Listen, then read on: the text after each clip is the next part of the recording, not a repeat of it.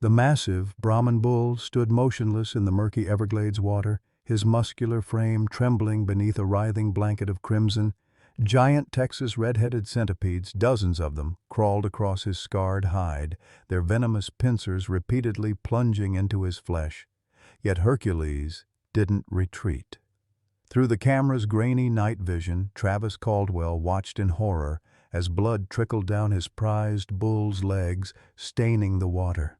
Behind Hercules, barely visible in the footage, 5 tiny calves huddled in a hollow beneath fallen cypress trunks, trapped, terrified, alive. "Good Lord above," Travis whispered, his battle-hardened hands shaking as he rewound the footage. Every evening for 2 weeks, Hercules had returned covered in wounds. Now he knew why.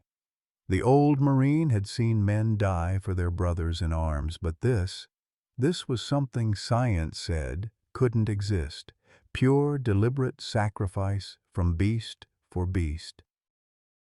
Leave a like and share your thoughts in the comments, along with the city you're watching from now. Let's continue with the story. Travis Caldwell's weathered hands gripped the porch railing as dawn broke over Cedar Creek Ranch. At 42, his body carried the marks of 12 years as a Marine. 3 tours in Iraq had left him with a slight limp and nightmares that still jolted him awake most nights. The 200-acre cattle ranch had been in the Caldwell family for 3 generations, passed down from his grandfather to his father, and finally to him when cancer took his old man 5 years ago. The ranch had seen better days. The recent tropical storm had damaged fences, flooded the south pasture, and scattered debris across the property. Like the ranch, Travis was struggling to stay afloat. The bank had sent another notice yesterday, 60 days to make good on back payments or face foreclosure. Travis's gaze drifted to the massive bullpen where Hercules stood watching the sunrise. The 8-year-old Brahman bull was a mountain of muscle and sinew, standing over 6 feet tall at the shoulder, with a distinctive gray-white coat and a prominent hump. Despite his imposing size, Hercules was known for his gentle temperament, a trait that had earned him a special place in Travis's heart. "Your daddy's pride and joy," Travis murmured.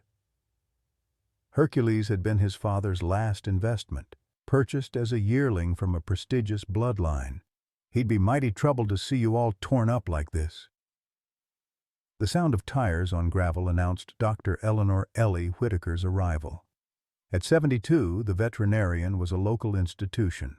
Her white hair was always pulled back in a practical bun, her movements deliberate but energetic, despite her age. She'd been caring for the animals at Cedar Creek since before Travis was born. "Morning, Travis," she called, climbing out of her mud-splattered truck. "How's our patient today?" Behind her, another vehicle pulled in, James "Jimmy" Richardson's blue pickup. The 65-year-old owned the neighboring property and had been making increasingly generous offers to buy Cedar Creek since the storm hit. "Travis, Doc Ellie," Jimmy called out, his smile too wide to be genuine. "Thought I'd check in on that bull of yours. Folks in town are saying he's acting strange." Travis exchanged a glance with Dr. Ellie. He hadn't told anyone except her about what the cameras had revealed. "He's fine, Jimmy. Just got into some scrapes is all." As if summoned by their conversation, a black SUV with the Florida Wildlife Commission logo pulled up. Marcus Harrington, the regional head ranger, stepped out. At 48, with close-cropped gray hair and a permanent furrow between his brows, Marcus had the look of a man who took his job seriously. "Mr. Caldwell," he nodded. "Got your message about unusual wildlife activity." "Something about a centipede infestation?" Travis felt 3 pairs of eyes on him and took a deep breath. How could he explain what he'd seen without sounding crazy? How could he make them understand that Hercules, this animal they saw as just livestock, was risking his life day after day to protect calves that weren't even his own? Travis led the small group to the weathered barn where he'd set up a makeshift command center. The walls were adorned with faded photos of his father and grandfather standing proudly beside prize-winning bulls. A laptop sat open on a wooden table, surrounded by coffee mugs and scattered papers. "Been noticing something strange with Hercules for about 2 weeks now," Travis began, his voice steady despite the fatigue evident in his eyes. "Every evening around 5, he'd break through whatever fence I put up and head into the swamp. Comes back after dark, covered in wounds." Dr. Ellie nodded, her experienced eyes reflecting concern. "I've been treating him daily. Antivenin, antibiotics, pain management. The wounds are consistent with centipede bites. But the sheer number, it's unprecedented." Marcus Harrington crossed his arms skeptically. "Centipedes don't typically swarm large mammals. They're solitary hunters." "That's what I thought too," Travis replied, turning to the laptop. "So I set up trail cameras 3 days ago. What I caught on them, well, you need to see it for yourselves." He pressed play on the video footage. The group leaned in, faces illuminated by the screen's glow. The footage showed Hercules trudging determinedly through the swamp, stopping at a fallen cypress. The massive bull positioned himself in front of a hollow beneath the trunk and stood perfectly still. Minutes passed on the timestamp. Then they appeared. First one, then dozens of giant red centipedes, some nearly a foot long, emerging from the muck and debris. "Texas red-headed centipedes," Marcus whispered, professional detachment momentarily forgotten. "One of the most venomous in North America." The footage continued, showing the arthropods crawling up Hercules's legs, across his body. The bull flinched but held his position as the centipedes repeatedly bit him. "He's protecting something," Jimmy stated, squinting at the screen. Travis fast-forwarded to footage captured from another angle. The camera revealed 5 small calves huddled in the hollow behind Hercules. "Doctor." Ellie gasped softly. "Those poor babies must have been swept away in the storm." "They're trapped," Travis explained. "That hollow is surrounded by fallen trees on 3 sides, and there's a deep sinkhole on the 4th. They can't climb out, and the adults can't reach them. Except Hercules. He's found a way down to them, but he can't get them out. So he stands guard instead." Marcus shook his head. "This is unusual behavior for a bull." "It's more than unusual," Jimmy interjected. "It's unnatural. Animals don't sacrifice themselves like this." Dr. Ellie's eyes flashed with irritation. "Don't be so quick to limit what animals can feel, Jimmy Richardson. There's plenty we still don't understand about animal cognition." Travis zoomed in on the footage. "Look at this calf here, the one with the white marking on its forehead. It has the same distinctive pattern as Hercules. I think it's his offspring." "That would explain the protective behavior toward that one calf," Marcus conceded, "but not the others." "Herd animals often demonstrate collective protective behaviors," Dr. Ellie countered, "especially bulls. They're not the mindless brutes people make them out to be." Travis switched to more recent footage. "He goes back every day, same time, stands in the same spot, takes the attacks, never leaves until dark." The room fell silent as they watched Hercules endure the centipede's assault without retreating. "I've seen men with less courage," Travis said quietly. Marcus finally straightened up. "We need to extract those calves. The longer they're trapped, the more danger they're in, and the more Hercules will continue putting himself at risk." "I've been trying to find their owner," Travis said. "No luck so far." "Storm scattered livestock from half the county." Jimmy shifted uncomfortably. "Travis, I don't mean to be insensitive, but with your financial situation, can you afford to invest time and resources into this?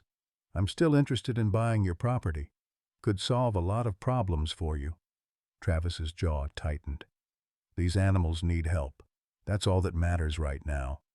Dr. Ellie placed a gentle hand on Travis's arm. "I took blood samples yesterday. One of those calves is definitely Hercules's offspring. I'd stake my reputation on it." The genetic markers are clear as day. The revelation hung in the air. Travis remembered his father's words years ago. Brahman bulls remember their bloodline. They know their own. Dr. Ellie continued examining the footage, her experienced eyes catching details others missed. Look at his positioning. He's deliberately drawing the centipedes to himself, away from the opening where the calves are. That's not random. That's strategy. Marcus pulled out his phone. I'll call in a team. We'll need specialized equipment for the extraction.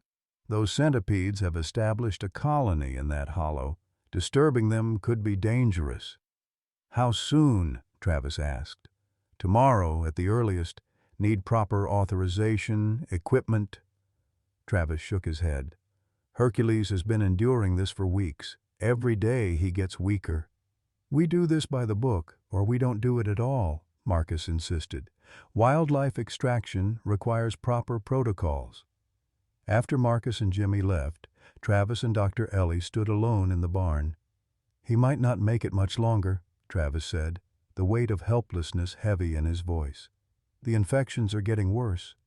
I'm giving him everything you prescribed, but Dr. Ellie's weathered hand squeezed his shoulder. Your father would be proud, Travis. Not just of Hercules, but of you. Travis walked to the old filing cabinet in the corner and pulled out a faded envelope. Found this in Dad's papers after he passed. Never showed it to anyone. Inside was a yellowed photograph of his father as a young man standing beside a Brahman bull that looked remarkably like Hercules. That's Hercules' sire, Travis explained. Dad wrote on the back that this bull pulled him from a flash flood in '85, saved his life. Dad always said there was something special about this bloodline. Dr. Ellie studied the photo. Maybe Hercules isn't just protecting his offspring. Maybe he's fulfilling something deeper, a connection between your family and his that spans generations. That evening, Travis sat on the fence watching as Hercules, freshly treated with antibiotics and pain medication, stood at the edge of the property.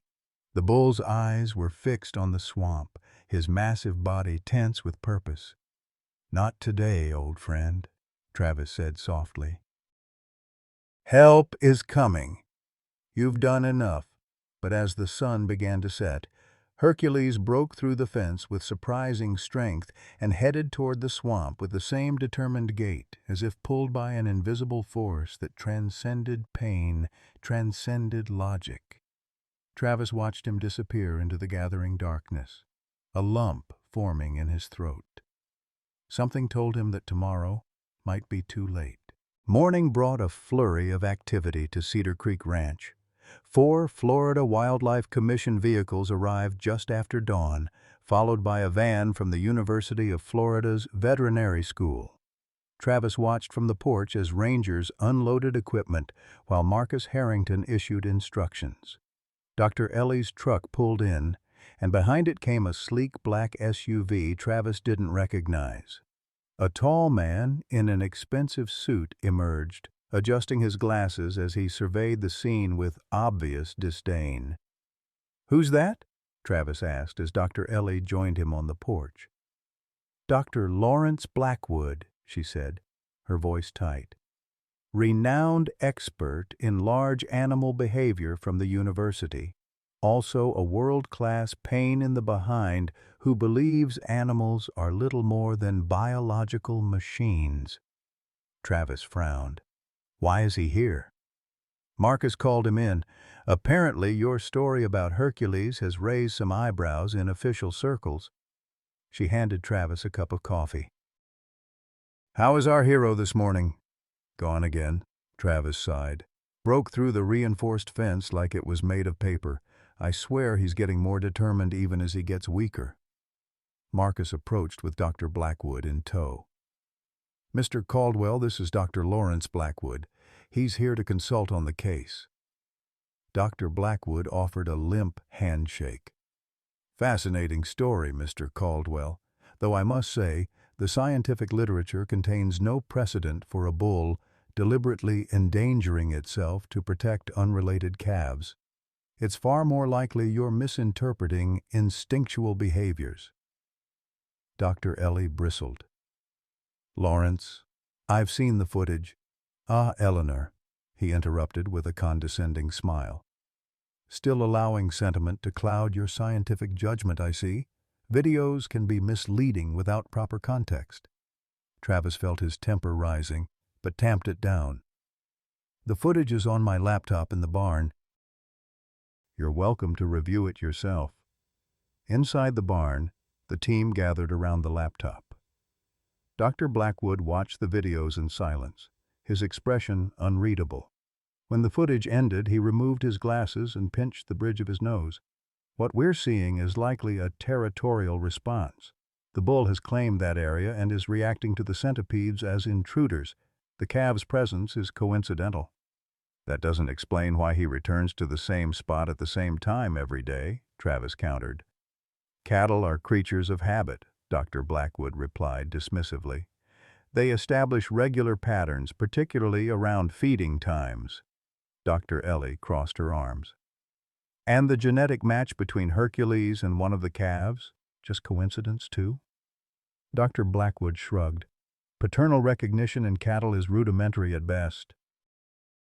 While bulls may show preferential treatment to their offspring in controlled settings, the behavior described here, deliberate self-sacrifice, falls outside established behavioral patterns. Marcus cleared his throat.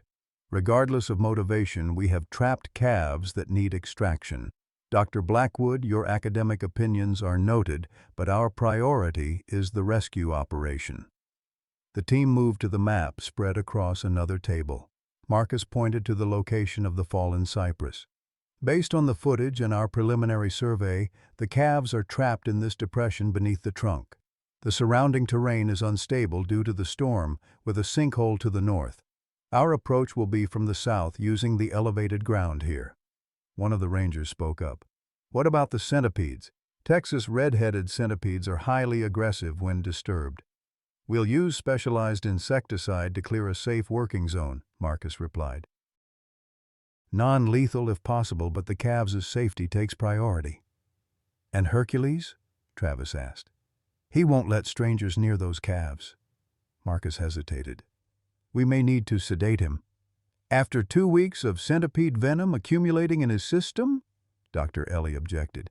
Adding sedatives could kill him. Jimmy Richardson, who had arrived during the discussion, stepped forward. Travis, I hate to be the voice of reason here, but you're risking a lot for some stray calves and a bull that's already half dead. My offer to buy your property still stands, enough to clear your debts and start fresh somewhere else. Travis stared at his neighbor. This isn't about money, Jimmy. Everything's about money in the end, Jimmy replied. Bank's not going to accept heroic stories as payment. The planning continued while Travis stepped outside, needing a moment alone. The financial reality weighed heavily on him. The bank had been clear, 60 days to make good on his payments or lose everything his family had built over 3 generations. He was studying the storm clouds gathering on the horizon when Dr. Ellie joined him. Weather report just came in, she said quietly. Another system moving through tomorrow. Not as bad as the last one, but enough to raise the water levels again. Travis nodded grimly. If that happens, those calves won't survive. Travis, Dr. Ellie said, her voice gentle but urgent, there's something you should know about those calves. The markings, the conformation, they're not ordinary stock. They have the characteristics of the Brahmin elite bloodline. Travis turned to her in surprise. That's one of the most expensive breeding lines in the country. Exactly. Someone is missing some very valuable calves, the kind that sell for 5 figures each at auction. Before Travis could respond, a commotion from inside drew their attention. They hurried back to find the team clustered around the laptop. It just came in from the field camera, a ranger explained, pointing to the screen. The new footage showed Hercules standing in deeper water than before. The recent rains had raised the swamp level, and the bull was clearly struggling to maintain his position. Despite his weakened state, he continued to shield the opening to the hollow where the calves were visible, crying out in distress as water began seeping into their shelter. "This changes everything," Marcus declared. "We need to move now, not tomorrow. Those calves will drown if water levels keep rising." The team sprang into action, gathering equipment and heading toward the vehicles. Travis noticed Dr. Blackwood pull Marcus aside, speaking urgently in low tones. Marcus frowned, shook his head, then rejoined the group. "What was that about?" Travis asked, as they loaded the last of the gear. Marcus looked uncomfortable. "Doctor." "Blackwood suggests we focus solely on the calves. He believes attempting to save Hercules simultaneously would complicate the operation and endanger personnel." "We're not leaving him behind," Travis stated firmly. "Mr. Caldwell, you need to understand the reality here," Marcus replied. "That bull has endured hundreds of centipede bites over 2 weeks. The accumulated venom, combined with infection and stress, means his prognosis is poor regardless of today's outcome." Travis felt a cold anger rise within him. "Hercules has fought for those calves every day. He doesn't quit on them, and we don't quit on him. That's non-negotiable." As the team prepared to depart, Jimmy approached Travis once more. "I've got connections with the bank," he said quietly. "Could probably get them to extend your deadline if you're interested in my offer." Something in Jimmy's tone made Travis study his neighbor more carefully. "You seem mighty invested in getting this property, Jimmy." Jimmy shrugged, but his eyes darted away. "Just trying to help a neighbor while making a smart investment." Travis climbed into his truck, uneasy about Jimmy's persistence, but focused on the more immediate crisis. As they formed a convoy heading toward the swamp, Dr. Ellie touched his arm. "Whatever happens today," she said, "remember that what Hercules has done defies everything we thought we knew about cattle behavior. Whether he lives or dies, he's teaching us something important about what animals are capable of." The convoy stopped where the dirt road ended, and the team proceeded on foot through the increasingly boggy terrain. Travis led the way, having walked this path daily while tracking Hercules. The humidity was oppressive, and distant thunder warned of approaching storms. When they reached the final clearing before the site, Marcus signaled for everyone to stop. Through the trees, they could see Hercules. The bull stood chest-deep in murky water, his once powerful frame noticeably thinner, skin hanging from his bones. Despite his weakened state, he maintained his protective stance in front of the hollow. "My God," one of the rangers whispered. "He's still standing." Travis felt pride and heartbreak in equal measure. Even on the verge of collapse, Hercules refused to abandon his post. As they watched, a centipede crawled up the bull's leg and bit into his flank. Hercules flinched, but didn't move. Dr. Blackwood, who had insisted on accompanying the group, observed through binoculars. "Remarkable endurance," he admitted reluctantly, though still explicable through territorial imperative rather than altruism. Dr. Ellie glared at him. "You keep telling yourself that, Lawrence." Marcus outlined the final approach. Team 1 will create a diversion to draw the centipedes away. Team 2 will extract the calves. Mr. Caldwell, you and Dr. Whitaker focus on Hercules. Everyone stays in radio contact. Questions? There were none. As the teams moved into position, Travis felt the same focused clarity he'd known in combat. Everything narrowed to the mission at hand. Save the calves, save Hercules, make it home. The rescue was about to begin. The rescue team moved through the swamp with practiced precision, their boots sinking into the soft earth as they approached the fallen cypress. Travis felt the weight of his past military training return as he assessed the situation with a tactical eye. Hercules remained at his post, a living barricade between the centipedes and the trapped calves, his once muscular frame visibly depleted after weeks of self-sacrifice. "He's lost at least 200 pounds," Dr. Ellie murmured, her voice tight with concern. "I've never seen a bull this depleted still standing." Team 1 began setting up their equipment, specialized insecticide sprayers designed to repel the centipedes without harming the larger animals. The lead ranger, a woman named Peterson, checked the wind direction before giving her team the signal to begin. "Wait," Travis said suddenly, noticing something off about their setup. He examined one of the sprayer tanks and detected the unmistakable smell of kerosene. "This isn't the approved solution. This would harm the calves if it got into their water." Peterson looked confused. "The tanks were prepped at headquarters this morning. Standard protocol." Marcus hurried over, checking the equipment himself. His expression darkened. "Someone tampered with our gear. We'll need to use the backup canisters." Travis caught Dr. Ellie's eye, a wordless question passing between them. The older woman nodded slightly. They were both thinking the same thing. This wasn't an accident. As the team reconfigured their equipment, Travis noticed Jimmy Richardson speaking into his phone at the edge of the clearing, his back turned to the group. When Jimmy saw Travis watching, he quickly ended his call and walked over with an unconvincing smile. "Any progress? Those storm clouds are getting closer." Travis didn't answer, instead turning his attention back to Hercules. The bull had noticed their presence but remained focused on his protective stance, even as more centipedes emerged from the murky water to crawl up his legs. Dr. Blackwood observed through his binoculars. The centipedes appear to be protecting their territory. The recent storm likely forced them to establish a colony in that elevated hollow. The calves are essentially invaders in their new habitat. "Those invaders are babies who can't defend themselves," Dr. Ellie countered. "And Hercules knows it." Team 1 finally began their operation, using long poles to apply the repellent around the perimeter of the site. The effect was immediate. Centipedes retreated from the treated areas, creating a narrow corridor of access.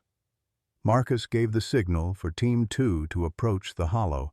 Two rangers in protective gear waded carefully through the knee-deep water, carrying a specialized lifting harness for the calves. Hercules watched their approach, his massive head lowering in warning. "He's going to charge," one ranger said nervously. "We need to sedate him." "No," Travis replied firmly. "He's too weak for sedatives. Let me approach him first." Before anyone could object, Travis waded into the water, moving slowly toward the bull that had been his father's pride. He kept his voice low and steady, the way he'd seen his father do countless times. "Hey, Hercules, it's me, Travis. We're here to help the little ones. You've done your job, old friend. You've done it better than anyone could have asked. Now let us help you finish it." The bull's ears flicked forward, recognition flickering in his exhausted eyes.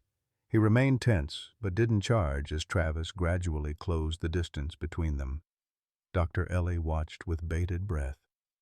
"I've never seen anything like this connection," she whispered to Marcus. 3 generations of Caldwells have worked with this bloodline. "There's something special here that science hasn't properly documented," Dr. Blackwood snorted. "Anthropomorphic sentimentality." "Then explain why that bull recognizes Travis specifically," she challenged. "Watch his ears, his eyes. That's recognition, Lawrence. That's trust." Travis reached Hercules and placed a gentle hand on the bull's shoulder, feeling the tremors running through the massive body. Up close, the extent of Hercules's suffering was even more apparent. Hundreds of inflamed bite marks covered his hide, some oozing with infection.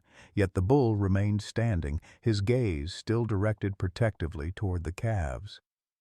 "The rangers are going to help the little ones now," Travis continued, maintaining the soothing tone. "You did good, Hercules." Better than good. Whether it was Travis's familiar presence or some deeper understanding, Hercules shifted slightly to allow the rangers access to the hollow, while maintaining his protective stance against approaching centipedes. The first calf was carefully lifted from the hollow, a small, scared Brahman heifer, her coat matted with mud. As she was brought to safety, Dr. Ellie immediately began examining her. "Dehydrated, but otherwise in remarkably good condition," she reported. "Considering they've been trapped for 2 weeks, these calves have received adequate shelter from the elements." The second and third calves were extracted without incident, both showing similar signs of stress but no serious injuries. The fourth, a bull calf with the distinctive white marking matching Hercules, seemed to recognize his sire, straining toward the larger bull as he was carried past. Dr. Blackwood watched the interaction with growing interest, his scientific skepticism visibly wavering. "The calf's behavior suggests recognition," he admitted reluctantly. "The paternal bond in cattle may be stronger than current literature indicates." Thunder rumbled closer as they prepared to extract the final calf. The water level had risen noticeably in the past hour, now reaching halfway up Hercules's legs. The last calf was the smallest, a frail heifer who seemed barely able to stand. As the rangers reached for her, disaster struck. The unstable ground beneath one ranger gave way, sending him tumbling into deeper water. The commotion disturbed the remaining centipedes, which swarmed toward the perceived threat. Hercules immediately positioned himself between the rangers and the approaching arthropods, absorbing new bites as the team struggled to regain their footing. "Get the calf!" Travis shouted, rushing to help the fallen ranger. In the chaos, he failed to notice Jimmy Richardson edging toward the equipment pile, surreptitiously removing something from one of the bags. And the final calf was secured and brought to safety just as the rain began, fat, heavy drops that promised the storm's imminent arrival. With all 5 calves rescued, the team's attention turned to Hercules. The bull remained in the water, swaying slightly as his strength ebbed. "We need to get him out now," Dr. Ellie urged. "He won't survive much longer in this condition." The team prepared the large animal harness, but Travis noticed a critical strap was missing. "The support strap for his chest. It's gone." Marcus searched through their equipment. "It was checked before we left. I verified it myself." Travis's eyes narrowed as he scanned the group, his gaze settling on Jimmy, who was edging away from the activity. "Jimmy, did you take something from our gear?" Jimmy's expression flashed with guilt before hardening into defiance.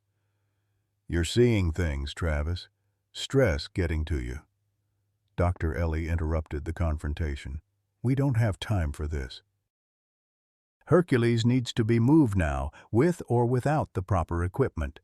Travis turned back to Hercules, who had finally collapsed to his knees in the rising water, his monumental effort to protect the calves having depleted his last reserves of strength. The bull's eyes found Travis's, and in that moment of connection Travis understood with complete clarity that Hercules had known exactly what he was doing these past 2 weeks. "We'll improvise," Travis declared, removing his belt and jacket. "Dr. Ellie, I need your medical bag straps. Rangers, give me any rope or strapping you can spare." As the team worked to create a makeshift harness, Dr. Blackwood approached Travis. "Mr. Caldwell, I feel compelled to point out that the probability of saving this animal is diminishing by the minute. The humane choice might be euthanasia." Travis didn't look up from his work. "Did you see what he did for those calves? What he endured? He deserves every chance we can give him." The makeshift harness was secured around Hercules's massive frame. The team positioned themselves ready to help guide the bull to solid ground. Travis stood by Hercules's head, one hand resting on the bull's broad forehead. "All right, old friend, your turn to be saved. On 3, everyone pull." The combined effort of the team slowly moved Hercules through the water toward the shore. The bull tried to help, his legs pushing weakly against the muddy bottom, but his strength was all but gone. Halfway to shore, one of the improvised straps snapped, sending several team members splashing into the water. "We're losing him!" someone shouted as Hercules began to sink deeper. Travis waded through chest-deep water to reach the bull's head, keeping it above the surface. "Don't you quit on me," he urged. "Not after everything you've done." Rain fell in sheets now, reducing visibility and making the already difficult extraction nearly impossible. Marcus called for additional help on his radio, but they all knew it would arrive too late. In a moment of desperate inspiration, Travis remembered something his father had told him about Brahman bulls. They responded to pressure points, specific spots that, when stimulated, could trigger a surge of energy. He reached beneath the water, finding the spot behind Hercules's right shoulder, and pressed firmly. The bull's response was immediate. A surge of renewed effort that, combined with the team's pulling, moved him several feet closer to shore. Travis repeated the technique, working methodically around the bull's body, speaking encouragement directly into Hercules's ear. "That's it. Almost there. Don't give up now." With one final, coordinated effort, they managed to guide Hercules onto the muddy shore. The bull collapsed immediately, his massive chest heaving with exhausted breaths. Dr. Ellie rushed to his side, administering emergency treatments for shock and pain. "His temperature's dropping," she reported, concern etching deeper lines into her weathered face. "Heart rate irregular. We need to get him to the clinic immediately." Marcus organized the team to prepare Hercules for transport, using the reinforced tarp from their equipment as an improvised sled. As they worked, Travis noticed Jimmy Richardson slipping away toward the vehicles. "Keep him stable," Travis told Dr. Ellie before following Jimmy. He caught up to his neighbor as Jimmy was hurriedly getting into his truck. "You sabotaged our equipment," Travis accused, his voice deadly calm. "Why?" Jimmy's facade finally cracked. "You don't understand what's at stake here, Travis. That land of yours, it's not just about cattle ranching anymore." "What are you talking about?" "The development company. They're planning a resort complex for this whole area. Your property is the linchpin. Without it, the project falls apart." "They're paying premium rates for the land." Understanding dawned on Travis. "And you're getting a finder's fee." Jimmy couldn't meet his eyes. "It's business, Travis. Nothing personal. Your ranch is failing anyway. I was trying to help you get the best deal before the bank takes it. By sabotaging a rescue operation, endangering people and animals?" "I just wanted to delay things," Jimmy protested. "I didn't think you'd actually try today with the storm coming. The company needed more time to arrange financing." Travis felt a cold fury building but was interrupted by shouts from the team. They had Hercules secured and were ready to move him to the transport vehicle. The bull was still breathing, but barely. "We'll deal with this later," Travis promised Jimmy, turning away to help with Hercules. As the rain continued to pour down, the team carefully moved the massive bull onto the waiting trailer. The calves had already been transported ahead to the veterinary clinic, all 5 showing promising signs of recovery despite their ordeal. Dr. Ellie worked tirelessly, inserting an IV line into Hercules's neck vein to deliver fluids and medication. "He's fighting," she told Travis. "After everything he's been through, he's still fighting." Travis nodded, his throat tight with emotion as he placed his hand on Hercules' side, feeling the labored rise and fall of the bull's breathing. In the midst of financial ruin, facing the possible loss of his family's legacy, Travis found himself focused entirely on this animal that had demonstrated such extraordinary courage. "We're going to make it," he promised Hercules, unsure if the bull could hear him. "Both of us. You just keep fighting." As they prepared to depart, Dr. Blackwood approached Travis once more. The scientist's earlier certainty had been replaced by thoughtful consideration. "Mr. Caldwell, I owe you an apology. What I've witnessed today doesn't align with established behavioral models. This bull's actions." He paused, struggling to reconcile his scientific framework with what he'd seen. "They suggest a level of cognition and emotional capacity that merits further study." Travis nodded, too exhausted for academic debates. "With all due respect, Dr. Blackwood, those of us who work with these animals every day already knew that." As the convoy of vehicles made its slow, careful journey back through the storm, Travis rode in the trailer with Hercules, monitoring his condition alongside Dr. Ellie. The old veterinarian worked with focused intensity, her decades of experience evident in every precise movement. "My last big case before retirement," she murmured, adjusting the IV drip. "And it might just be the most important one of my career." Travis looked at her in surprise. "You're retiring?" She nodded. "Was planning to announce it next month?" 45 years is enough for anyone." Her eyes twinkled briefly. "Though after today I might need to reconsider. There's clearly still plenty I don't know about these animals." The rain drummed on the trailer roof as Hercules fought for each breath. The bull's journey wasn't over yet, not by a long shot. But as Travis watched the rise and fall of the massive chest, he allowed himself to feel something he hadn't experienced in a long time: hope. The veterinary clinic blazed with light against the darkness of the storm. Dr. Ellie's staff had transformed the large animal treatment area into an emergency operations center with monitoring equipment, IV stands, and warming blankets prepared for Hercules' arrival. Word had spread through the small community, and several local ranchers had gathered outside, standing silently in the rain as the trailer carrying Hercules pulled in.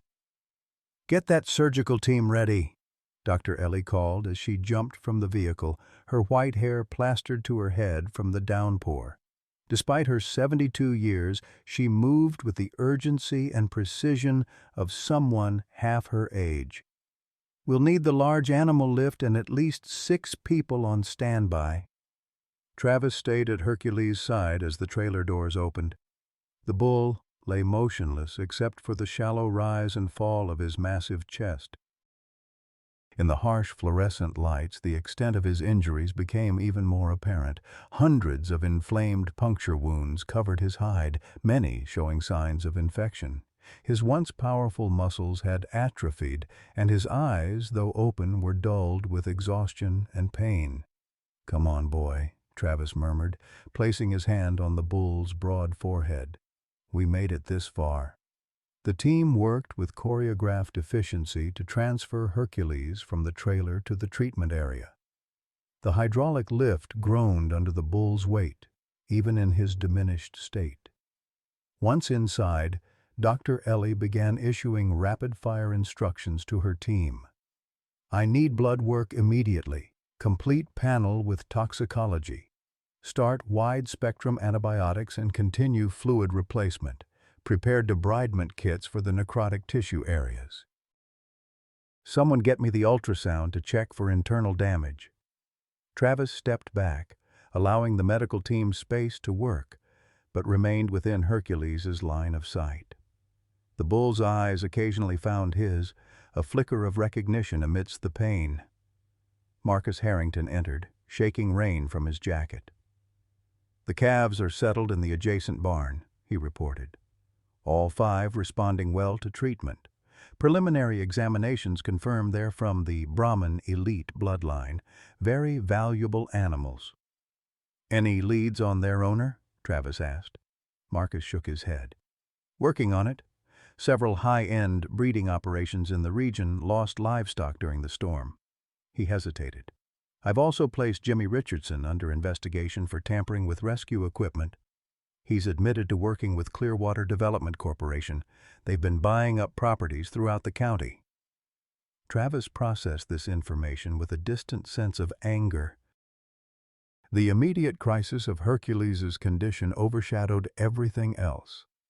Dr. Blackwood entered the treatment area, his academic demeanor softened by genuine concern. He observed the medical team's efforts for several minutes before approaching Travis. "Remarkable animal," he said quietly. "The venom load in his system should have been fatal days ago, yet he persisted. I've contacted colleagues at the university's Animal Behavior Department. They're very interested in documenting this case." Travis nodded absently, his attention fixed on Dr. Ellie as she examined the ultrasound screen with a deepening frown. "Multiple organ inflammation," she announced grimly. liver function compromised, kidney values elevated. The venom has caused systemic damage. She turned to her head technician. Prepare the dialysis equipment. We need to filter his blood to remove as many toxins as possible. The clinic doors opened again, admitting a small figure in a bright yellow raincoat. Lucy Stevens, the 9-year-old daughter of the local elementary school principal, pushed back her hood to reveal concerned blue eyes and rain-dampened pigtails. "Is Hercules going to be okay?" she asked, her voice small but determined. Lucy had been fascinated by the massive bull since a school field trip to Cedar Creek Ranch months earlier. Travis knelt to her eye level. "The doctors are doing everything they can, Lucy. He's very sick." Lucy nodded solemnly, then reached into her backpack and pulled out a well-worn children's book. "I brought his favorite. Dad said I could stay for a little while if it's okay with you." Travis felt his throat tighten. Lucy had visited the ranch several times, always insisting on reading to Hercules. Somehow, the massive bull had always stood patiently, seemingly listening to her childish voice as she stumbled through stories of farm animals and adventures. "I think he'd like that," Travis managed. He helped Lucy set up a stool at a safe distance, but where Hercules could see and hear her. As the medical team continued their frantic work, Lucy's clear voice rose above the beeping monitors and urgent medical terminology. "Once there was a bull who was the strongest in the whole world," she read from her tattered copy of Ferdinand. "But he didn't want to fight. He just wanted to sit under his favorite tree and smell the flowers." Travis watched as Hercules's ear flicked toward the sound of her voice, the first voluntary movement he'd shown since collapsing. Dr. Ellie noticed it too, exchanging a meaningful glance with Travis before returning to her work. Hours passed in a blur of activity. Dr. Ellie's team worked in shifts, cleaning and treating hundreds of wounds, administering medications, monitoring vital signs. Travis alternated between standing vigil at Hercules' side and checking on the rescued calves in the adjacent barn. All 5 were recovering well, particularly the bull calf with Hercules' distinctive marking. Around midnight, Dr. Ellie pulled Travis aside, her face grave with exhaustion. "His condition is deteriorating," she said softly. "The organ damage is extensive. We're doing everything medically possible, but—" She let the sentence hang unfinished. "Tell me straight, Ellie," Travis said. "What are his chances?" The veterinarian sighed, the weight of her years suddenly visible in the slump of her shoulders. "Maybe 20%. And that's being optimistic." Travis nodded, absorbing the blow. "What happens now?" "We continue supportive care. The dialysis is removing toxins, but the damage to his tissues is severe. The next 24 hours will be critical." Travis returned to Hercules' side, pulling up a chair to sit next to the massive head. Lucy had finally been taken home by her father, but her book remained, placed carefully within the bull's line of sight. "You know," Travis said conversationally to Hercules as though the bull could understand every word, "my dad always said you were special. Even as a yearling, you had something different in your eyes." He placed his hand on the bull's neck, feeling the slow, labored pulse. "He'd be proud of what you did. Hell, I'm proud of what you did." Outside, the storm continued to rage, rain lashing against the windows as thunder rolled across the sky. Travis thought of his ranch, probably flooding again, fences likely down. The bank's 60-day deadline seemed simultaneously pressing and irrelevant in the face of the night's more immediate crisis. Dr. Ellie's team continued their rotation of treatments throughout the night. Travis dozed intermittently in his chair, jerking awake whenever Hercules' breathing pattern changed or a monitor alarm sounded. Dawn was breaking when a commotion at the clinic entrance roused him fully. Marcus Harrington entered with a tall, distinguished-looking man in his 60s, wearing an expensive Western suit. The stranger's eyes immediately fixed on the 5 calves in the adjacent pen, visible through the internal window. "That's them," the man confirmed, his voice carrying a slight Texas drawl. "My breeding stock, lost when that blasted storm hit during transport." His gaze shifted to Hercules' massive form on the treatment table, and his expression changed from relief to astonishment. "Good Lord above! What happened to that bull?" Dr. Ellie stepped forward. "He's been protecting your calves, Mr. Hollister. Robert Hollister of Hollister Brahmin Genetics." He moved closer to examine Hercules. "Protecting them from what, exactly?" Marcus explained the situation, the trapped calves, the centipede colony, Hercules' 2-week vigil. As the story unfolded, Hollister's expression transformed from skepticism to amazement. "You're telling me this bull stood guard against centipede attacks for 2 weeks straight, to protect calves that aren't even his?" "One is his," Travis corrected, nodding toward the bull calf with the white marking. "The others we can't explain. He just decided they were worth saving." Hollister shook his head in wonder. "In 40 years of breeding Brahmins, I've never heard of anything like it." He studied Hercules with new respect. "That bloodline, I recognize the confirmation. Henderson breeding stock, isn't it?" Travis nodded. "My father bought him as a yearling from old Tom Henderson before he retired." "Tom was a genius with genetics," Hollister mused. "He always claimed his bulls had intelligence beyond what science recognized. Most of us thought he was just an eccentric old coot." He gestured toward Hercules. "Seems he might have been on to something." Dr. Blackwood, who had been observing quietly, stepped forward. "Mr. Hollister, we're documenting this case for scientific study. The behavioral implications are significant." "I'd imagine so," Hollister agreed. He turned to Travis. "Those calves represent the culmination of my life's work, a new Brahmin line with enhanced disease resistance and heat tolerance. The financial value is considerable, but their genetic potential is priceless." His gaze returned to Hercules. "And I owe their survival to your bull." A sudden alarm from one of the monitors interrupted the conversation. Dr. Ellie rushed to Hercules' side, checking readings and administering emergency medications. "Blood pressure dropping," she announced. "Heart rate irregular. He's going into shock." The treatment area erupted into controlled chaos as the medical team responded to the crisis.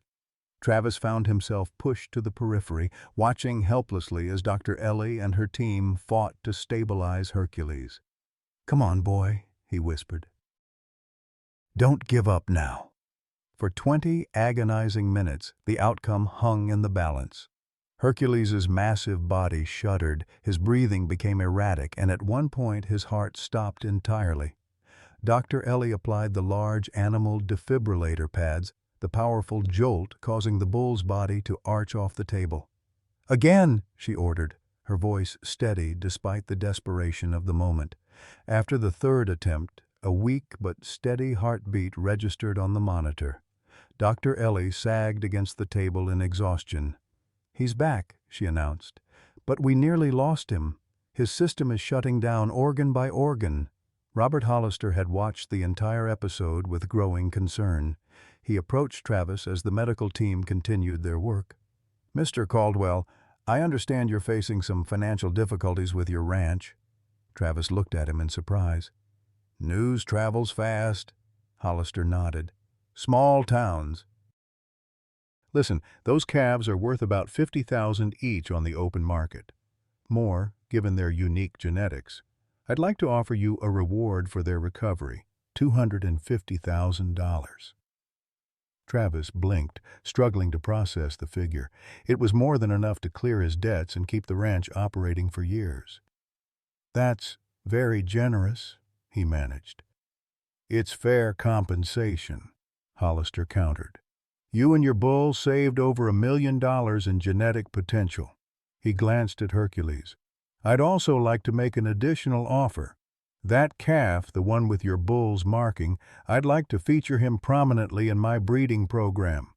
With your permission, I'd like to name him Hercules Legacy and credit your ranch in all the bloodline documentation." Travis felt overwhelmed by the sudden reversal of his fortunes. Just hours ago, he had been facing the loss of everything. Now, financial salvation was being offered alongside recognition of Hercules's extraordinary actions. Before he could respond, a commotion arose from the treatment area. Hercules had opened his eyes fully for the first time since collapse, his gaze searching the room until it found Travis. The bull made a feeble attempt to raise his head. "He's looking for you," Dr. Ellie called. Travis hurried to Hercules's side, placing a gentle hand on the bull's forehead. "I'm here, old friend. I'm right here." Hercules relaxed at his touch, a deep sigh shuddering through his massive frame. "His vital signs are stabilizing," one of the technicians reported in amazement. "Blood pressure coming up, heart rate evening out." Dr. Ellie checked the readings herself, her exhausted face lighting with cautious hope. "He's responding. I don't know how, but he's fighting back." Robert Hollister joined them, studying Hercules with growing respect. "Maybe he heard about his legacy," he suggested. "Sometimes I swear these animals understand more than we give them credit for." The crisis passed, leaving Hercules weak but stable. As the morning progressed, more community members arrived at the clinic, bringing food for the staff and offering assistance. News of Hercules's heroism had spread through social media, and reporters from regional stations began arriving, seeking interviews about the bull who had risked his life to save trapped calves. Marcus pulled Travis aside as the clinic became increasingly crowded. "Jimmy Richardson has been formally charged with tampering with emergency equipment." During questioning, he revealed that Clearwater Development has been systematically buying properties throughout the county for a massive resort development. They've been using local proxies like Jimmy to avoid raising suspicions about the scale of their plans. Travis absorbed this information, thinking of the neighbors who had already sold and moved away over the past year. "They wanted my land because it's central to the whole area," he realized. Marcus nodded. "Without Cedar Creek Ranch, their project falls apart. That's why Jimmy was so persistent." Travis thought of his father and grandfather, of the generations of Caldwells who had worked that land. The idea that it could have been bulldozed for vacation homes and golf courses seemed like a desecration. Dr. Blackwood approached, accompanied by a film crew from the university. "Mr. Caldwell, with your permission, we'd like to document Hercules's condition and recovery. This case could revolutionize our understanding of bovine cognition and social behavior." Travis gestured toward Dr. Ellie. "It's her medical facility. If she approves, I have no objection." As the academic team set up their equipment, Dr. Ellie conducted another thorough examination of Hercules. The bull's condition, while still critical, showed signs of improvement.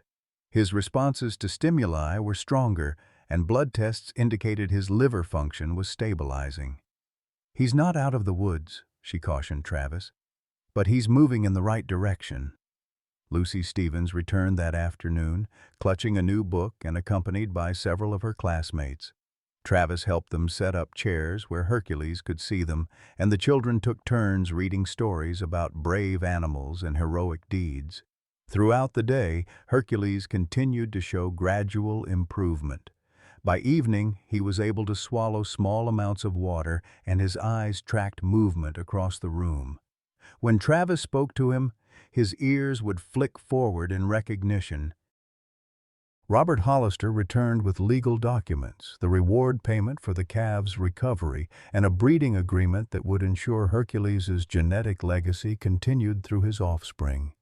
Travis signed the papers with a surreal sense that his life had transformed completely in less than 24 hours. As night fell once more, the crowd at the clinic thinned. Dr. Ellie's team continued their rotational care, though with less urgency than the previous night. Travis resumed his vigil beside Hercules, talking softly about the day's events. "You're famous now, you know that?" he told the bull. "People from all over wanting to hear your story. And that calf of yours, he's going to be something special." He leaned closer, his voice dropping to a whisper. "But they all know what I've always known. You already are something special." Hercules's eye, less clouded with pain now, fixed on Travis. The bull made a soft, rumbling sound deep in his chest, the first vocalization since his collapse. Travis smiled, feeling a weight lift from his shoulders. "Yeah, I hear you. We're going to be okay." Outside, the storm had finally passed. Stars appeared between scattered clouds, and a gentle breeze replaced the howling winds. The crisis wasn't over. Hercules still had a long recovery ahead, and the changes to Travis's life were just beginning. But for the first time in years, the future held promise instead of dread. In that quiet moment, with his hand resting on Hercules's massive shoulder, Travis felt a profound sense of connection, not just to this extraordinary animal, but to something larger than himself. A chain of care and responsibility that stretched from his grandfather to his father, to himself, and now to the generations that would follow. Hercules had stood guard over vulnerable lives because something in his nature compelled him to protect, to endure, to sacrifice. In doing so, he had reminded Travis of what it meant to stand firm when everything seemed lost. "Rest now," Travis told him softly. "You've earned it." Dawn broke over the veterinary clinic, casting long golden rays through the windows of the large animal treatment area. Travis awoke with a start, momentarily disoriented after spending his second night in the chair beside Hercules. His back protested as he straightened, muscles stiff from the awkward sleeping position. Dr. Ellie was already at work, checking monitors and examining the various IV lines connected to the massive bull. Despite having worked nearly 48 hours with minimal rest, the elderly veterinarian moved with focused precision, her weathered hands steady as they adjusted medication levels. "Morning," she greeted Travis, her voice hoarse with fatigue. "He made it through the night." Travis stood and stretched, approaching Hercules with cautious hope. The bull's eyes were closed, but his breathing seemed stronger than the previous day. "How is he?" Dr. Ellie's expression was guardedly optimistic. "His blood work shows improvement. Kidney values are better, liver enzymes trending in the right direction." She gestured to several angry-looking wounds on Hercules's flank. "But these areas of tissue necrosis concern me. The centipede venom has caused localized cell death. We may need to perform surgical debridement later today." Travis nodded, gently placing his hand on Hercules' broad forehead. The bull's eyes opened at his touch, recognition flickering in the dark depths. "Hey, big guy," Travis said softly. "You're doing great." Dr. Blackwood entered, accompanied by two younger researchers. The scientist's demeanor had changed significantly from his initial skepticism. He now approached Hercules with undisguised fascination. "We've been reviewing the footage from the rescue," he told Travis. "The positioning of his body relative to the centipedes and calves shows clear protective intent. It's remarkable." He hesitated, a lifetime of scientific caution warring with what he had witnessed. "I've begun drafting a paper for the Journal of Animal Cognition. With your permission, I'd like to include Hercules as a named case study." "He'd like that," Travis replied with a small smile. "Always did have an ego on him." Dr. Blackwood didn't return the smile, his expression serious. "Mr. Caldwell, what we observed goes beyond current understanding of bovine cognitive capability. Hercules demonstrated planning, altruism toward non-offspring, and sustained protective behavior despite significant personal cost. These are characteristics we typically associate with higher mammals, like primates or cetaceans, not cattle." Before Travis could respond, A commotion at the clinic entrance drew their attention. A television crew was setting up equipment in the waiting area, while Marcus Harrington attempted to manage the situation. Local news picked up the story, Marcus explained as he joined them. It's gone viral overnight. National outlets are requesting interviews. Travis ran a hand through his disheveled hair, uncomfortable with the attention. I'm not interested in being on camera. It's not about you, Marcus replied. It's about Hercules. People are connecting with this story in a powerful way. He lowered his voice. Also, I thought you should know, Clearwater Development is facing serious legal scrutiny. Their tactics with local landowners violated several state regulations. Jimmy Richardson is cooperating with investigators in exchange for leniency. A surge of anger flashed through Travis at the mention of his neighbor's betrayal, but it quickly faded. The events of the past 48 hours had shifted his perspective dramatically. Let the lawyers handle it, he said. I've got more important things to focus on. Robert Hollister arrived mid-morning, bringing with him a specialist in large animal wound care from Texas A&M University. The specialist, Dr. Rivera, examined Hercules's extensive injuries with professional detachment that occasionally gave way to disbelief. The concentration of bites suggests he deliberately positioned his body to shield the opening to the hollow, Dr. Rivera observed. And he returned to the same position daily, despite the pain each previous encounter must have caused. She shook her head in amazement. Animals typically avoid sources of extreme pain through associative learning. This bull essentially did the opposite. Dr. Ellie worked alongside Dr. Rivera to prepare Hercules for the debridement procedure. They would need to remove significant amounts of dead tissue from his legs and underbelly, areas that had borne the brunt of the centipede attacks. We'll need to sedate him, Dr. Rivera advised. The procedure will be painful, and with his size, we can't risk him thrashing. Travis nodded his understanding, moving to Hercules's head to comfort him before the sedation. They're going to help you heal, he murmured to the bull. I'll be right here when you wake up. Hercules' eyes fixed on Travis with an intensity that still surprised him, even after all their years together. The bull made a soft, rumbling sound in his chest before the sedatives took effect, his massive head gradually lowering to rest on the padded table. Travis stepped back, allowing the medical team to begin their work. Robert Hollister joined him in the waiting area, where they could observe through the large windows. I've been on the phone with breeders across 3 states, Hollister said. Everyone wants to know about Hercules. His genetic line is suddenly the most discussed bloodline in the Brahmin world. Travis watched as Dr. Ellie carefully excised necrotic tissue from Hercules's flank, her concentration absolute despite her exhaustion. He's more than his genetics, Travis said quietly. Hollister nodded. That's exactly what's capturing people's imagination. We've bred cattle for physical traits for generations: size, conformation, meat quality, heat tolerance. But character, courage, those aren't traits we can select for in a breeding program. He glanced at Travis. At least, we didn't think they were. The procedure continued for over 2 hours. Travis alternated between watching and pacing the waiting room, where the growing media presence made him increasingly uncomfortable. Lucy arrived after school with a handmade Get Well card signed by her entire class. Travis thanked her, touched by the gesture. My teacher says Hercules is teaching everyone about bravery, Lucy told him solemnly.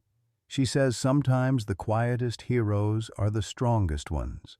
Travis smiled, struck by the wisdom in the child's words. Your teacher sounds pretty smart. As evening approached, the medical team completed their work. Dr. Ellie emerged from the treatment area, surgical mask dangling around her neck, her eyes red-rimmed with fatigue. We removed all the necrotic tissue, she reported. The good news is there's healthy tissue beneath, which indicates his body is fighting the venom effectively. The less good news is the extent of the damage. He's lost significant muscle mass in several areas. Will he recover? Travis asked, the question that had dominated his thoughts for days. Dr. Ellie's expression softened. His vital signs are strong, infection is under control, and his blood work continues to improve. But Travis, she hesitated, he may never regain his full strength. Some of this damage is permanent. The news settled heavily on Travis's shoulders.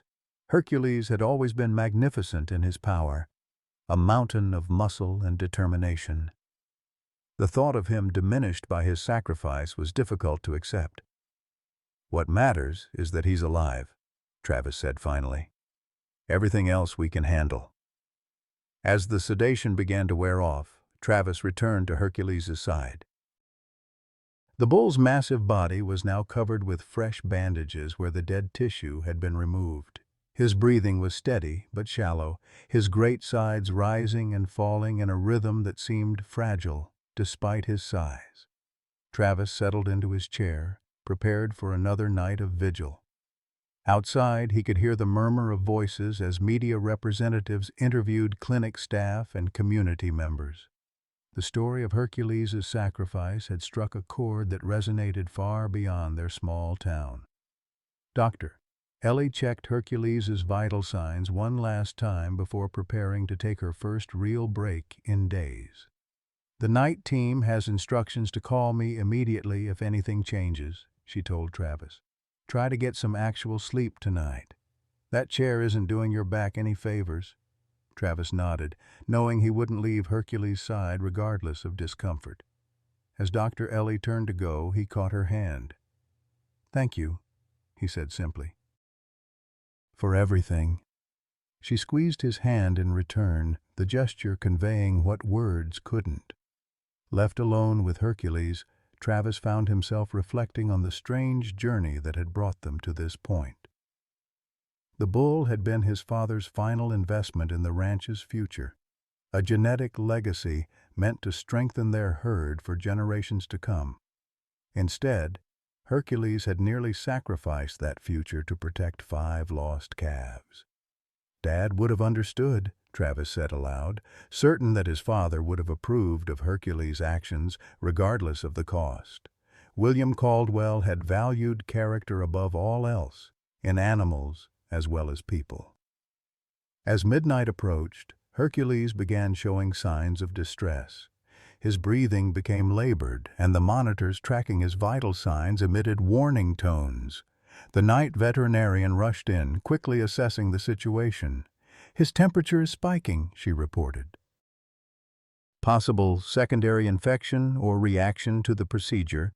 Travis watched in helpless fear as the medical team worked to stabilize Hercules once more. The bull's massive body shuddered, his legs making weak paddling motions as if he were trying to stand despite his sedation. "What's happening?" Travis demanded. "His body is fighting, but it may be too much," the veterinarian admitted. "The cumulative damage, the stress of the procedure. We're doing everything we can." For 2 agonizing hours, Hercules hovered between life and death. Additional medications were administered, cooling blankets applied to reduce his fever, oxygen provided to support his labored breathing. Travis never left his side, speaking constantly to the bull in low, reassuring tones. "You've done your part," he told Hercules. "Those calves are safe because of you. It's okay to rest now." Whether it was the medical intervention or something less tangible, Hercules' condition gradually stabilized. By dawn, his fever had broken and his breathing had returned to a more regular rhythm. The night veterinarian, exhausted but relieved, updated Travis. "He's through the worst of it," she said, "but this episode has taken a toll. His heart showed signs of strain. We need to be very careful with his recovery from here." Travis nodded, his own exhaustion bone-deep after the night's crisis. He leaned forward, resting his forehead against Hercules' massive shoulder. "You scared me, old friend," he murmured. When Dr. Ellie arrived to begin her morning rounds, She found Travis asleep in that position, his head resting against Hercules, the bull's great eye partially open and fixed on his owner with what could only be described as concern. "Well, would you look at that?" she said softly, not wanting to disturb either patient. "Taking care of each other, just like always." The morning brought cautious optimism from the medical team. Hercules had survived the night's crisis and was showing signs of improvement, attempting to lift his head, responding to voices, even making small sounds of recognition when Travis spoke to him. Robert Hollister arrived with news that further brightened the atmosphere. "The owner of that land adjacent to yours, the Wilkins property. He's decided not to sell to Clearwater after hearing about what they tried to pull with Jimmy Richardson. Without that parcel, their development plan falls apart completely." Travis absorbed this information with a sense of justice served. The community was closing ranks against the outside interests that had tried to exploit them. By midday, Hercules was alert enough to accept small amounts of water and a specialized feed mixture designed for recovering livestock. Each small victory was celebrated by the clinic staff, who had become deeply invested in the bull's recovery. Dr. Blackwood returned with his research team documenting every aspect of Hercules's behavior and treatment. "The response to this case has been unprecedented," he told Travis. "I've received calls from animal cognition researchers across the country. Everyone wants to understand what motivated his actions." Travis, who had known Hercules since he was a yearling, found the scientific fascination somewhat amusing. "He's always been stubborn," he said simply. "Gets something in his head, and that's that." "But that's just it," Dr. Blackwood insisted. "The level of determination required to endure what he did day after day, it suggests a depth of purpose we haven't previously attributed to cattle." As the conversation continued, Travis noticed Hercules becoming increasingly restless. The bull's eyes kept tracking toward the window that overlooked the adjacent barn where the 5 rescued calves were being housed. "He's looking for them," Travis realized aloud. "He wants to know they're okay." Dr. Ellie, overhearing this, considered for a moment before making a decision. "Let's bring one of the calves in, the one with his marking. It might help his recovery to see that his efforts weren't in vain." With careful coordination, the bull calf was led into the treatment area. The young animal was fully recovered from his ordeal, his coat glossy and his movement energetic. When he caught sight of Hercules, he immediately approached the larger bull, making soft, lowing sounds. Hercules's reaction was immediate and profound. His ears pricked forward, and he made a rumbling sound deep in his chest. With visible effort, he lifted his massive head from the table, straining to reach the calf. There wasn't a dry eye in the room as the calf stretched his neck to touch noses with Hercules. The moment of recognition between them transcended scientific explanation, a connection that spoke to something deeper than instinct or conditioning. "Would you look at that?" Dr. Ellie whispered, her voice thick with emotion. "He knows. He understands what he did." The interaction seemed to invigorate Hercules. Over the next hours, his vital signs strengthened, and he began making more determined efforts to move. By evening, with assistance from the medical team, he was able to shift to a more comfortable position on the treatment table. As night fell once more, the crisis atmosphere that had permeated the clinic for days began to ease. Hercules was still critically injured, his recovery far from certain, but he had crossed some invisible threshold. The fight for his life had transformed into a journey of healing. Travis, allowing himself to truly believe for the first time that Hercules would survive, finally accepted Dr. Ellie's insistence that he return to the ranch for a proper night's sleep. Before leaving, he spent a long moment with Hercules, his hand resting on the bull's broad forehead. "I'll be back first thing tomorrow," he promised. "You keep fighting." Hercules' eye met his, and in that silent exchange was an understanding that had been forged through years of trust and the crucible of recent events. an understanding that transcended the supposed limitations of species and spoke to something universal, the recognition of courage, of sacrifice, of loyalty. As Travis drove home through the quiet countryside, exhaustion competed with a profound sense of gratitude. His father's last gift to him, the magnificent bull with the heart of a lion, had not only saved 5 young lives but had transformed Travis's own future in the process.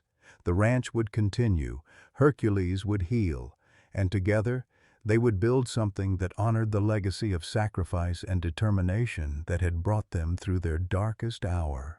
3 weeks later, Travis stood at the edge of the south pasture, watching as Hercules took cautious steps through the spring grass. The bull moved with a fraction of his former power, his once imposing frame significantly diminished, but there was a steadiness to his gait that grew stronger each day. Sunlight gleamed on the healing scars that covered his hide, permanent reminders of his extraordinary sacrifice. "Look at him go," Dr. Ellie remarked, standing beside Travis at the fence. "2 weeks ago, I wasn't sure he'd ever walk unassisted again." Travis nodded, throat tight with emotion. Hercules's recovery had defied medical expectations at every turn. The bull had spent 2 weeks in intensive care at the clinic before being stable enough to return home to Cedar Creek Ranch. Even then, his survival had remained uncertain. Until the morning Travis had entered the barn to find Hercules standing on his own, trembling with effort but upright, his dark eyes full of determination. "He's too stubborn to quit," Travis said, the pride evident in his voice. Dr. Ellie smiled, the lines around her eyes deepening. "Reminds me of someone else I know." The ranch had transformed in the week since Hercules's heroism had captured public imagination. The story had spread from local news to national outlets, bringing unexpected attention to Cedar Creek and its remarkable bull. Donations had poured in from around the country, many from fellow ranchers moved by Hercules's protective instinct, others from ordinary people touched by the tale of sacrifice. Between those contributions and Robert Hollister's generous reward for the calves' recovery, Travis had not only cleared the ranch's debts, but had begun much-needed improvements to the property. New fencing gleamed in the morning sun, and construction crews worked on repairs to the barn and outbuildings damaged in the storm. "Have you given any more thought to Hollister's breeding proposal?" Dr. Ellie asked. Travis nodded. "Signed the agreement yesterday. Hercules' calf, the one he protected, will be the cornerstone of a new breeding program focusing on the behavioral traits of the bloodline, not just physical characteristics." "Revolutionary approach," Dr. Ellie commented. "Selecting for temperament and intelligence rather than just size or meat quality." "Hollister's calling it the Guardian Line," Travis said. "Says there's already a waiting list for breeding rights." Their conversation was interrupted by the arrival of a black SUV coming up the drive. Marcus Harrington stepped out, looking more relaxed than Travis had seen him since the rescue. The ranger approached with a manila envelope in hand. "Morning, Travis." "Dr. Whitaker," he greeted them. "Brought the final report on the Centipede colony. Thought you might want it for your records." Travis accepted the envelope. "How's it look out there?" "Area's clear," Marcus confirmed. "The second storm changed the water flow patterns. That hollow where the calves were trapped has been completely filled in with sediment, nature taking care of its own cleanup." They watched as Hercules made his way to the water trough, his movements deliberate and careful. Despite his weakened condition, there remained an undeniable dignity in his bearing. "Oh, almost forgot," Marcus added. "The investigation into Clearwater Development is complete. They're facing charges for environmental violations, corrupt business practices, and attempted fraud. Jimmy Richardson got a reduced sentence for his cooperation, but he's selling his property and moving to Arizona. Said he couldn't face the community after what happened." Travis absorbed this news with a measured nod. The betrayal still stung, but the anger had faded. Hard to imagine what was going through his mind. "Greed makes people short-sighted," Dr. Ellie observed. Makes them forget what really matters. As they spoke, a school bus appeared on the county road, turning into the ranch entrance. Lucy Stevens waved enthusiastically from the front window, her classmates crowding behind her. "Right on time," Travis said, checking his watch. "Fifth-grade field trip." In the week since Hercules's return to Cedar Creek, the ranch had become something of an educational destination. Schools from surrounding counties arranged visits so children could learn about the bull's story and the lessons it contained about animal cognition and ethical behavior. "I should get back to the clinic," Dr. Ellie said, gathering her medical bag. "Hercules's afternoon checkup looks promising. His blood work is almost back to normal, and the healing rate on those tissue grafts is remarkable." Travis walked her to her truck. "You know, you never did announce that retirement you were planning." Dr. Ellie smiled, a mischievous twinkle in her eye. "Seems I've found a second wind. Besides, I've got a paper to co-author with Dr. Blackwood about our friend over there. Can't retire until that's finished." As she drove away, Travis turned his attention to the arriving school bus. Lucy was the first off, running toward him with the boundless energy of childhood. "Mr. Caldwell, is Hercules feeling better today? Can we read to him? I brought a new book about a brave horse that I think he'll really like." Travis smiled at her enthusiasm. "He's doing better every day, Lucy. I think he'll be happy to hear your new story." The teacher organized the children into small groups, and Travis led them to the specially constructed observation area where they could safely view Hercules.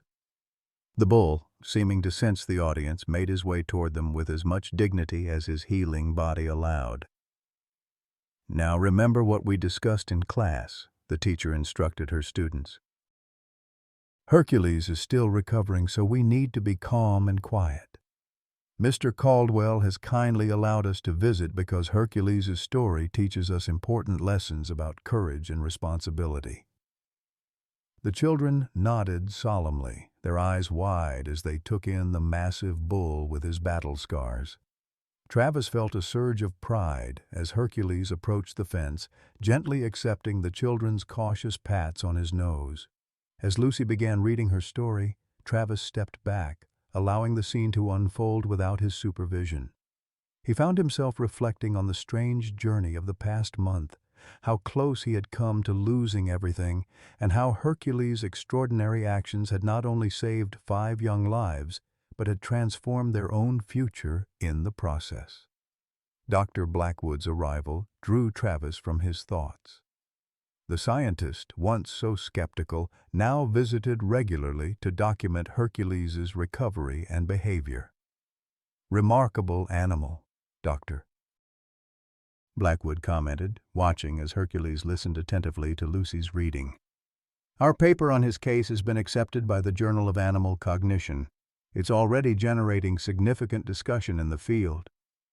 "What are they saying?" Travis asked. "That we may need to fundamentally reconsider our understanding of bovine intelligence and emotional capacity," Dr. Blackwood replied. "The evidence suggests capabilities we previously attributed only to primates, elephants, and cetaceans." Travis smiled slightly. "Took a lot of scientists to figure out what ranchers have known for generations." Dr. Blackwood acknowledged the gentle rebuke with a nod.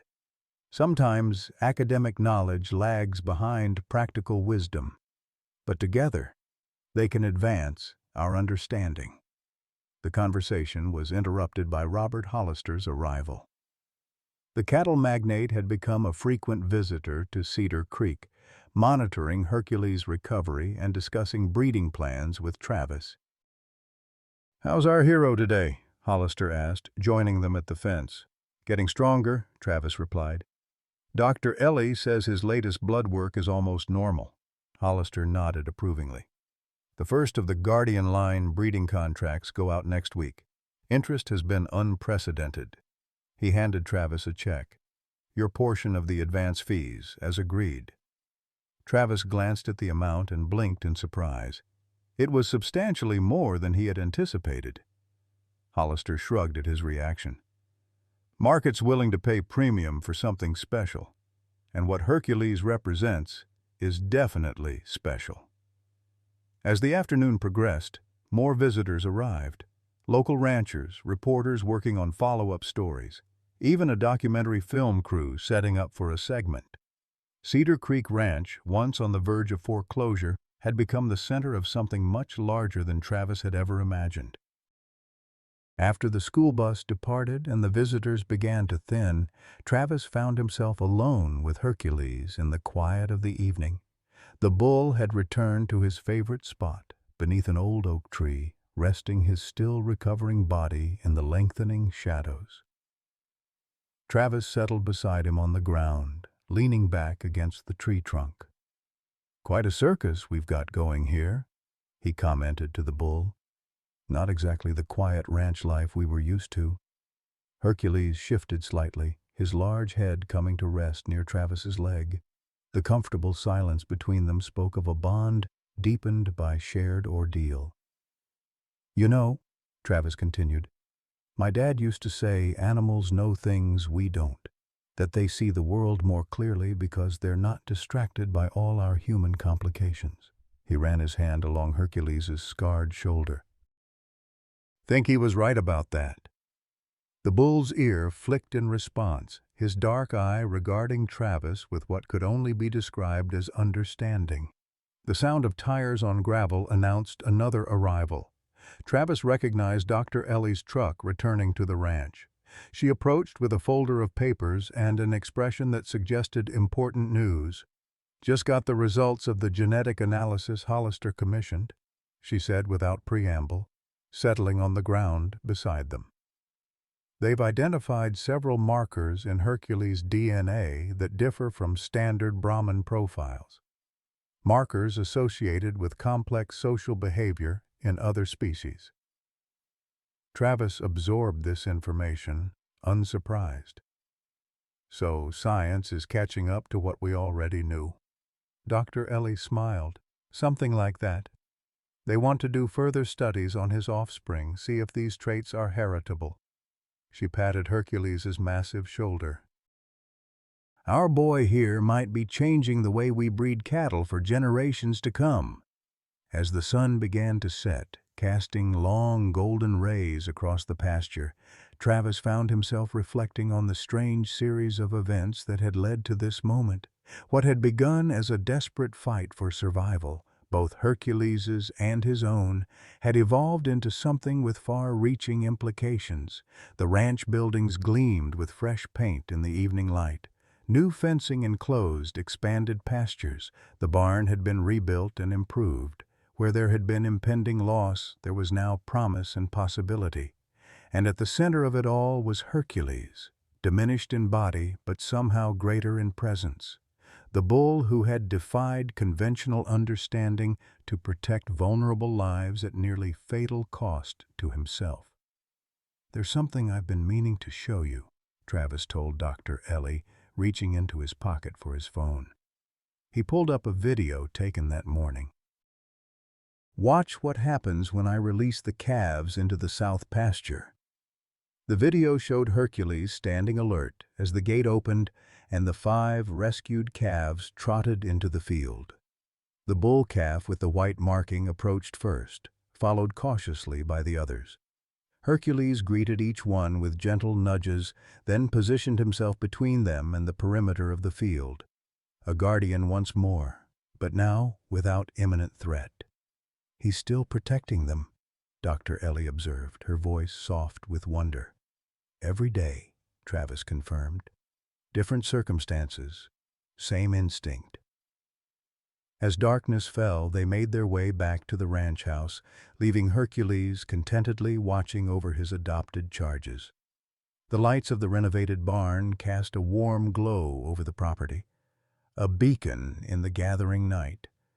Travis paused on the porch, looking back at the darkened pasture where Hercules' pale form was just visible in the moonlight. The bull who had nearly died to protect others had, in doing so, saved Travis's legacy and transformed his future. "You know what the strangest part is?" he said to Dr. Ellie. "In all those years working with livestock, I never thought much about what was going on in their heads, what they might be feeling or thinking." Dr. Ellie nodded, understanding in her eyes. Sometimes it takes something extraordinary to make us see what's been in front of us all along. Inside the ranch house, maps and plans covered the dining table, designs for the new breeding facility that would house the Guardian Line program, educational materials for the school visits that had become regular occurrences, drafts of the scientific papers being written about Hercules and his remarkable behavior. A framed photograph held pride of place on the mantel. Travis's father standing beside Hercules's sire, the bull that had reportedly saved him from a flash flood years before. The connection between the Caldwell family and this remarkable bloodline of cattle stretched across generations, a partnership built on mutual trust and respect. As Travis settled at the table to review the latest plans, he felt a sense of purpose that had been missing for years. The ranch that had been a burden, a failing business threatening to drown him in debt, had been transformed into something with meaning beyond mere survival. All because a bull had made a choice that science said he shouldn't have been capable of making. All because Hercules had stood guard when it would have been easier to walk away.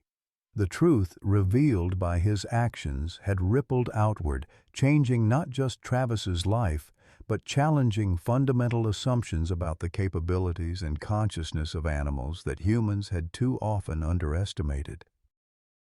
Outside in the moonlit pasture, Hercules maintained his vigilant watch over the sleeping calves, his scarred body a testament to the price of his protection and the power of his choice. A choice that, against all conventional understanding, he would make again without hesitation if the need arose. A choice that had revealed a truth both simple and profound. That courage and compassion could exist in the most unexpected places, if only we had the wisdom to recognize them when we saw them. 1 year after the rescue that had changed everything, Cedar Creek Ranch buzzed with activity. The morning sun cast long shadows across newly constructed facilities, modern barns with state-of-the-art breeding technology, educational pavilions for visiting school groups, and expanded pastures enclosed by sturdy fencing. At the entrance, a simple but elegant sign announced, "Home of the Guardian Line, where courage meets compassion." Travis Caldwell stood on the porch of the renovated farmhouse, coffee mug in hand, watching as staff prepared for the day's visitors.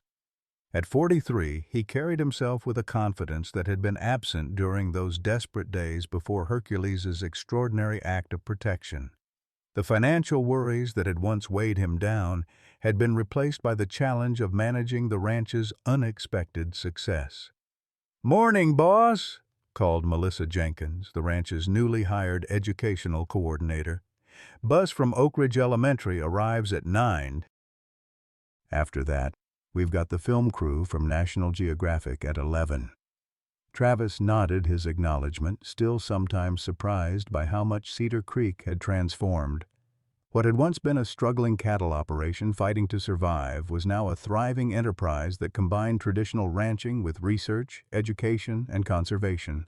At the center of it all remained Hercules. The massive Brahman bull moved with deliberate dignity across the main pasture, his once powerful frame permanently altered by his ordeal. Significant scarring covered his hide, and he would never again possess the raw physical power that had once made him so impressive. Yet there was something in his bearing, a quiet nobility, that drew visitors from across the country. "There he is," Travis murmured to himself. "The old hero." The sound of tires on gravel announced Dr. Ellie's arrival.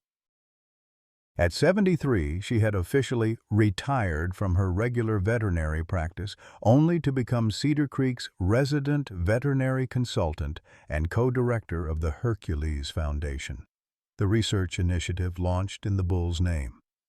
"Beautiful morning," she commented, joining Travis on the porch. "How's our boy doing today?" "See for yourself," Travis replied, gesturing toward the pasture where Hercules had positioned himself between the fence line and the grazing calves, a guardian stance that had become habitual in the year since the rescue. "Doctor." Ellie smiled at the sight. Some things never change. They made their way down to the pasture where Hercules acknowledged their approach with a flick of his ears. The bull's eyes, once clouded with pain during his recovery, were now clear and alert, taking in everything around his domain. "Hard to believe it's been a year," Travis said, scratching the sweet spot behind Hercules's ear that the bull particularly enjoyed. "A year that changed everything," Dr. Ellie agreed, "not just for you and Hercules, but for how we understand animal cognition." The scientific impact of Hercules's actions had indeed been profound. Dr. Blackwood's paper documenting the case had sparked intense debate in academic circles, challenging long-held assumptions about bovine intelligence and emotional capacity. Follow-up studies conducted at Cedar Creek had further documented complex social behaviors in Hercules and his offspring, suggesting cognitive abilities previously unrecognized in cattle. "Speaking of changes," Dr. Ellie continued, "have you seen the latest enrollment figures for the veterinary ethology program? Applications doubled after they added the Hercules scholarship." Travis nodded, still somewhat amazed by the educational ripple effects. Universities across the country had developed new courses examining animal cognition and welfare, with Cedar Creek serving as a living laboratory for students and researchers. Their conversation was interrupted by the arrival of Robert Hollister's distinctive black truck. The cattle magnate had become a frequent presence at the ranch, overseeing the development of the Guardian Line breeding program that now formed the cornerstone of both their businesses. "Travis! Ellie!" Hollister called as he approached, waving a folder of papers. "Just got the latest progeny test results. You're going to want to see these."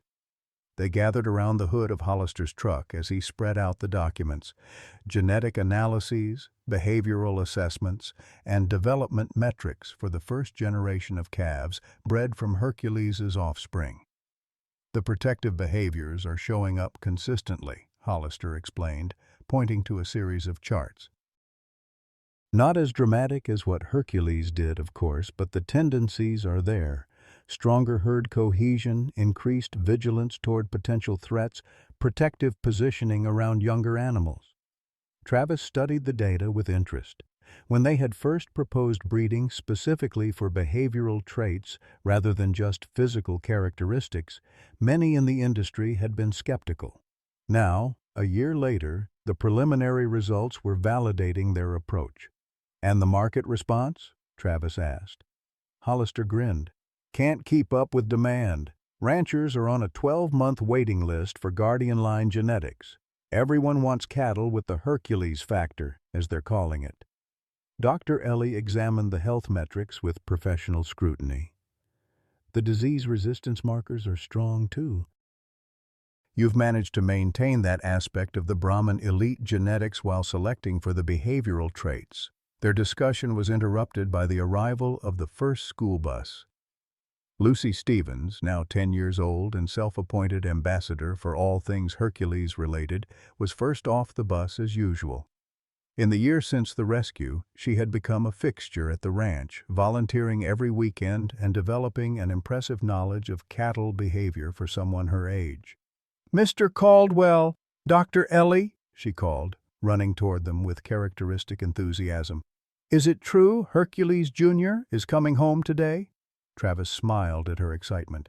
"That's the plan, Lucy. Transport should arrive this afternoon." Hercules Jr. was the informal name given to the bull calf with the white marking, the one confirmed as Hercules's offspring among the 5 rescued calves. After a year of development at Hollister's premier breeding facility, he was returning to Cedar Creek as a yearling, already showing remarkable physical development and the distinctive personality traits that had made his sire famous.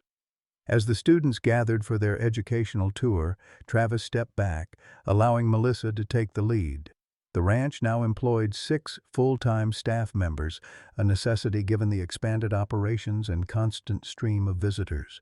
Dr. Blackwood arrived as the tour began, accompanied by 2 colleagues from the university.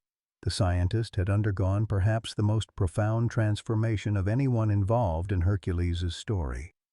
Once the embodiment of academic skepticism about animal consciousness, he had become a leading advocate for expanded research into animal cognition. "We've finalized the research protocol for the summer program," he informed Travis and Dr. Ellie. 12 graduate students, 4 faculty members, all focused on documenting social behaviors in the guardian line herds. Travis nodded his approval. The research partnership with the university had become an integral part of Cedar Creek's new identity, a place where practical ranching knowledge merged with scientific inquiry to advance understanding of the animals that had been part of human civilization for millennia. As the morning progressed, Travis found a quiet moment to visit the memorial garden created on the edge of the property. A simple stone marker commemorated the spot where Hercules had stood guard over the trapped calves for 2 weeks, enduring countless centipede attacks to protect the vulnerable young animals. The garden had become a place of reflection for visitors, many of whom left small tokens of appreciation: stones, flowers, handwritten notes expressing how Hercules' story had affected them. Travis sometimes marveled at how deeply people connected with the bull's actions, seeing in them something that transcended species and spoke to universal values of courage, sacrifice, and protection of the vulnerable. The sound of a vehicle approaching drew Travis from his thoughts. Marcus Harrington's Florida Wildlife Commission truck pulled up to the garden entrance. "Thought I might find you here," Marcus said, joining Travis by the memorial. "Contemplating the moment that changed everything?" Travis smiled. "Something like that." In the years since the rescue, Marcus had become a friend rather than just an official contact. The ranger had been instrumental in helping establish the conservation area that now protected the wetlands adjacent to Cedar Creek, a project funded by the Hercules Foundation to ensure that wildlife and cattle could coexist sustainably. "Got some news you'll want to hear," Marcus said. Final sentencing came down for the Clearwater Development executives, significant fines and probation for the leadership team. The land they acquired has been placed in a conservation trust. Travis nodded, satisfaction rather than vindication filling him at the news. The corporate interests that had once threatened to destroy generations of ranching heritage had been thwarted, not through direct confrontation, but through the unexpected chain of events triggered by Hercules' protective instinct. "Jimmy Richardson sent a letter," Marcus added, his tone more somber. "Asked me to deliver it to you." Travis accepted the envelope with mixed emotions. His former neighbor had served 6 months for his role in the equipment tampering incident before being released on probation. He had sold his property and moved away as promised, unable to face the community he had betrayed. "He's trying to make amends in his own way," Marcus said. "Volunteering with at-risk youth in Arizona, teaching them about environmental responsibility. People can change." Travis pocketed the letter for later. "Sometimes it takes something extraordinary to make us re-evaluate our choices." They walked back toward the main compound where the morning's activities were in full swing. The National Geographic film crew had arrived early and was setting up equipment near Hercules' favorite resting spot beneath the old oak tree. "1-year anniversary special," Travis explained to Marcus. "They're documenting how the story has evolved since last summer." The media attention had been overwhelming in the immediate aftermath of the rescue, with news outlets from around the world descending on Cedar Creek to report on the bull who had defied conventional understanding to protect vulnerable calves. While the intensity had diminished over time, Hercules' story continued to resonate, periodically resurging when new scientific findings about animal cognition made headlines. By early afternoon, the school groups had departed, and Travis found himself momentarily alone with Hercules in the shade of the oak tree. The bull rested contentedly, his massive head lowered to allow Travis to scratch behind his ears. "Big day today," Travis told him. "Your boy's coming home." As if understanding the words, Hercules raised his head slightly, ears pricked forward with interest. "Still amazes me sometimes," came Dr. Ellie's voice as she joined them beneath the tree. "The way he responds to specific phrases and names." Travis nodded. "Dad always said cattle understand more than we give them credit for." Guess he was right about that, like he was about most things. They sat in comfortable silence, watching as ranch hands prepared the special paddock where Hercules Jr. would be housed during his initial transition back to Cedar Creek. The yearling bull had grown impressively during his time at Hollister's facility, already showing the powerful conformation and distinctive personality that had made his sire remarkable. "You ever wonder what might have happened if he hadn't done what he did?" Dr. Ellie asked. "If he'd just been an ordinary bull living an ordinary life?" Travis considered the question, looking out over the transformed ranch with its new buildings, expanded operations, and constant flow of visitors and researchers. "This place would be a golf course by now. I'd probably be working construction somewhere, trying to start over." He paused, the alternative timeline suddenly vivid in his mind. "And 5 calves would have drowned in that hollow." The sound of a heavy transport truck turning into the ranch entrance announced the arrival they'd been waiting for. Travis and Dr. Ellie made their way to the receiving area where Hollister was already directing the unloading process. "There he is," Hollister announced proudly, as the yearling bull emerged from the transport. "Hercules's legacy, officially registered name Hercules Jr. to his friends." The young bull was indeed impressive, already showing the muscular development and proud bearing of his sire, with the distinctive white marking on his forehead that identified him as Hercules's offspring. He surveyed his new surroundings with alert interest, his movements confident and deliberate. "Remarkable resemblance," Dr. Ellie observed. "Not just physically, but in his demeanor."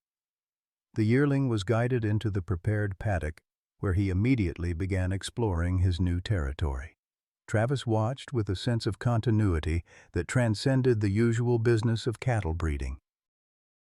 This wasn't just genetic material being passed down, it was something more intangible, character perhaps, or some essential quality that science still struggled to define.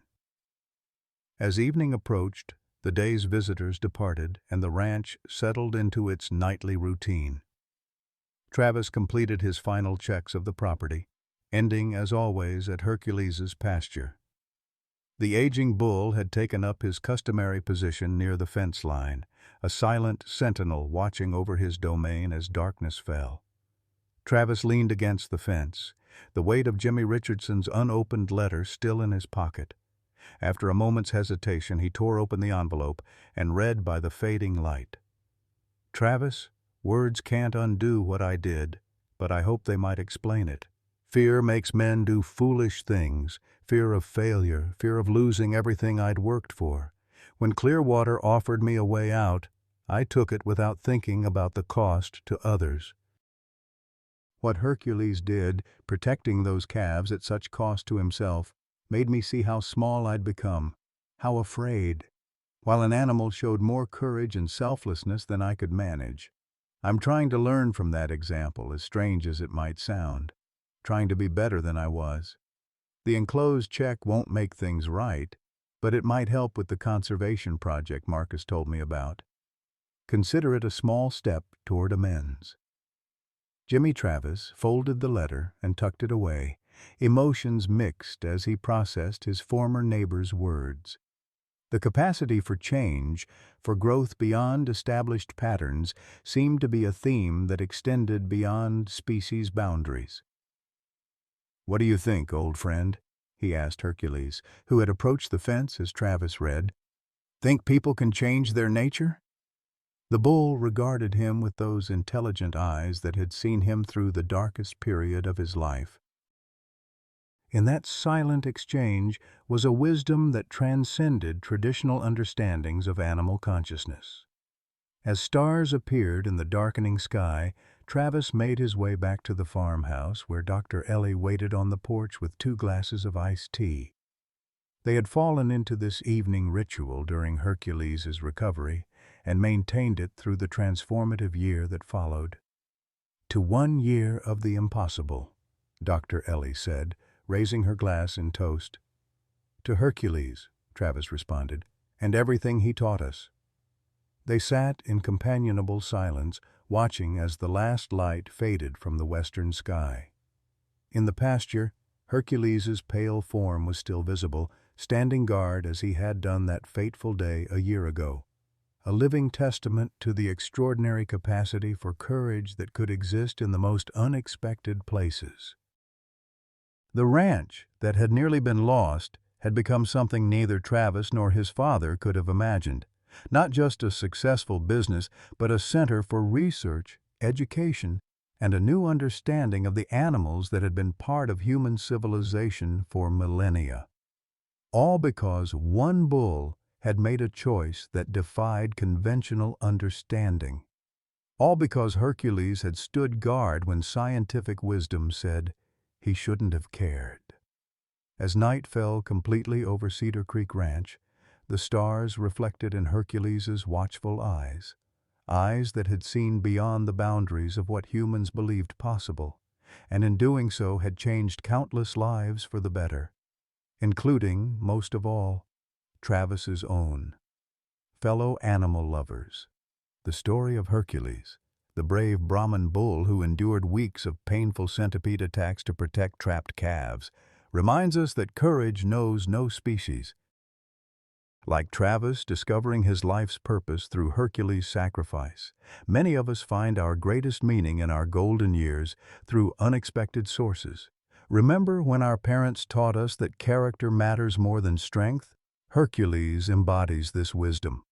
After a lifetime of work, we understand that legacy isn't measured in dollars, but in the lives we touch. This bull's extraordinary devotion created ripples that transformed a failing ranch into a center for understanding and compassion, just as our own acts of protection and sacrifice for family have shaped generations. The bond between Travis and Hercules mirrors the unspoken connections we cherish with our own faithful companions who've seen us through our darkest hours. What animal has shown you extraordinary loyalty or intelligence that others might not believe? Have you ever witnessed something that changed your understanding of what animals are capable of? Please share your stories in the comments. Our most profound connections often come from the creatures who ask nothing but give everything.